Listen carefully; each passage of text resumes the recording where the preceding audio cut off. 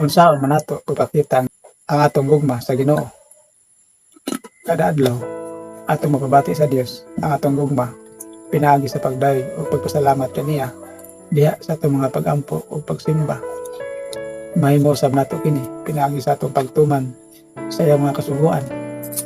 Sa ebanghelyo karon gipangutana ni Jesus si Pedro kung kini nahigugma ba kaniya. Ang tubag ni Pedro, "Oo, Ginoo, gigugma ko ikaw." Ug maingon si Jesus, "Ati man na ang akong mga karnero."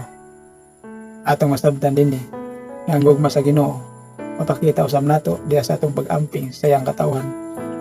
Mahimo nato kini pinagi sa atong matinud-anong pagpangalagad sa isig katawo, ilabi na sa mga nanginahanglan ug tabang. Usa ka magsusulat nga nag-ingon, "Nothing you do in this life ever matter unless it is about loving God and the people He has made."